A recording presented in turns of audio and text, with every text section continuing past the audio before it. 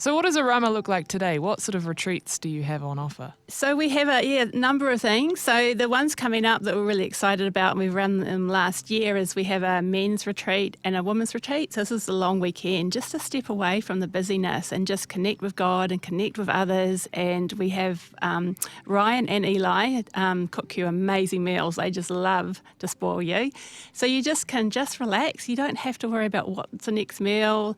You just connect, have worship times. I'll just pass on to Dean and he can talk about the men's retreat. Yeah, just to get away. Like, we have so many people come, non-Christians that come and comment about, what is this place? What is it about? When they come over the bridge into Orama, I don't know whether there's just the stresses of the world, like you're talking about, drop off, or just that present. It's renowned for a thin heaven. We talk about a thin heaven where it's just an easy place to connect with God and just get away. And they're connecting with others who are maybe feeling the same way. And are people, is there a common thread? We talk about stress and, it's a way to unwind and maybe connect a little bit more with God, but is there another common thread with people who actually attend the retreats? Yeah, it was last time was amazing when you went around the room and asked people where they're at. Very hard year people had. Everyone sort of suffering from the same, I guess, COVID jet lag, you could call it, eh? And but it was powerful.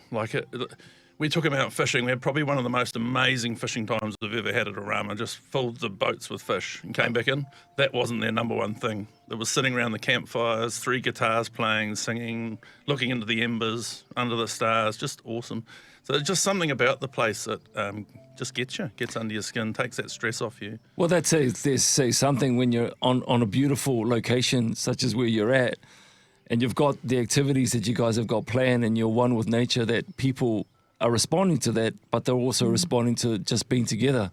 I mean, that's powerful, right? Yeah, and we've got so many things at our doorstep to do that the water's right there. So there's obviously the fishing, but there's surfing and sailing. Oh, stop it, Dean. Just going for walks. Right. Just going for walks, Like, I don't know about you, but I think Murray Tom, he talks about how he never gets a good idea sitting at his office desk, but when you walk along a beach and you get into nature, and you get away from everything, just stroll, that's when your downloads come, that's when you connect with God. And I don't know, it's just a reset, I think, a reset for people. I bet you no one has left their place thinking, you know what, nothing changed for me.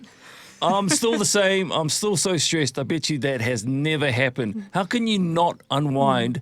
How can you not just feel the weight of pressure off you? I love hearing about testimonies, about people who go to places where they maybe find a little bit more about themselves. Is there anything you can share with us? My favourite testimony is the guys that aren't Christians, right? That come into the place and they go, what's going on here? What's so different about this place? We had a guy come down to do some work on our van. Won't use names, but just to fix the van, do some panel beating because we can't do it. And he came down, and within 3 days, he's weeping and giving his heart to the Lord. And that was through, Ryan was playing his guitar in the lounge, and he jumped in and he sang with him. I had an encounter that night. But he was there just to fix the van. Yeah. And so, crazy. but even dude came to give us a quote for solar and things, and he's like, "What's going on with this place?" I can feel something in this place. So I just encourage people, even if maybe God's knocking on your door, just come, let him in. There's a whole lot of stuff that's going on in Orama. If you want to check it out, orama.nz. That's orama.nz. Grace Point. What's that all about? So Grace Point, we were really excited about Grace Point. It's kind of what we've been doing all along, and now we've finalised it. So we take people that are dealing with mental health issues to a certain extent, and burnout, and also recovery. So since we've been there, we've had a lot of people that have been dealing with alcoholism and even drugs, and they've come to that place. We're not a rehab, but when they've had those first tender steps and they've fought the hard yards, and they're kind of ready to go back into their normal life. Well, we are in that kind of in between. So we take them on and we just love on them and just surround them with the community, and we are starting to put in formalised programs as well to help them through. So we've had amazing people come through and seen amazing results where people have gone on and actually done restudied themselves. We've got one guy, Muzz, that has come on board, and he actually came to a school, but he's just on fire for God. He was a new Christian. He's got the biggest heart, but he's got the most tragic story, but just seeing people's lives turned around, and leaving us and going from strengths to strengths, and it just does something to your heart. But it's just incredible to see what God can do if we just open up our doors, be who we are. We're very much about being authentic, very much about loving on people and then surrounding them as well. So we've established Grace Point, and so we're in the building process with that. So we've taken what we've been doing and then formalising it. So we're looking at also workplace wellness as well, because part of what we have is we have a great outdoor adventure space on our doorstep. So we have kayaks and we have paddle boards and we have surfboards, and we have instructors on the team. Like Dean's actually a sailing coach, so he can take you out sailing, and just imagine just being on the water, just quiet, sitting on the little boat with Dean and just going around the beautiful bay, and just you feel this presence of God, but also just all your worries just wash away. Wow. Just as you're focusing on different things. I'd rather be here surrounded by concrete, Treena. Yeah, we've got such a great view outside of these Concrete's concrete beautiful. buildings. I was noticing how gorgeous you the concrete is. You mentioned Muzz. Now, Dean told us a quick story off air about Muzz. He works voluntarily. He's right. full-time volunteer Yes. there. That in itself is powerful for somebody who's come through the retreat, who's able to then love back on those who've come through. You can't get any more personal than that, right? No, and you're coming into community. A Yeah. big part of Orama is community, and you'll meet the Browns. They're awesome.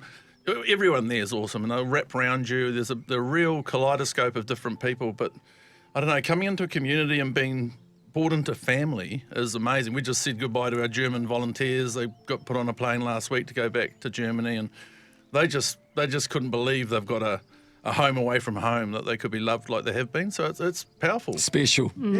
All right, what's the story with the Orama Academy? Yeah, so that's launching in 2026. So it's a 15-week Bible, discipleship and ministry school. So basically you come on and stay and hang out with us, and we have amazing teachers from all around New Zealand flying in to take each week. And you just be embraced again, come into the community. You've got all the options of going surfing and hiking and all those fun things. We also have an art studio, so that's part of the weekly part of your week. On the Friday you get to process things in the art studio and just have fun. And then we're also doing ministry placements as well. So part of it is you go off island for 2 weeks, and we'll send you out into different churches or organisations, and you can just give back into the community. So we're just really excited about this opportunity just to bring people and help them grow in their faith. What kind of person are you hoping joins the Orama Academy? We're looking at kind of the 18 to 35-year-olds, because we are kind of action and all those things. But it's really open to everybody. But there's a lot of, we hear a lot of the revivals going round in the younger generation. So we're really excited to be able to give back to them and help them, because they're going to be the ones that are going to be, leading our nation and our nations. I might have to sign up for that one. It's that gap year sort of thing, Yeah, And okay. there's a lot of things that we cover in here that I'd never even done, so that you can actually pick modules or things you want to come to if you can't come to the whole thing. So Yeah. I mean, I'd never really heard about apologetics much. It's never really preached from the front of church. And we had an amazing teacher, Steve Kumar, come in, and it strengthens when you know about other religions, it strengthens your faith when you realise how incredible Christianity is compared to everything else. And I just brushed it off like, I don't know. Yeah. I have trouble enough with my own religion, let alone yours, mate. But when you understand the downfalls of some of this other false stuff, it's like, it empowers you. So all this it fills in the blanks. You can Yeah. sit on a pew and read your word and things, and it's great. But this actually takes you right through the whole Christianity from start to woe to go, and you come out of there just empowered, really. It sounds, we knew when we first met you two that you're very much hands-on, and so people get to see you both, and I could tell you got a massive, massive passion for what you're doing and the space that you serve. It's infectious and contagious. So if you want more details, jump into orama.nz.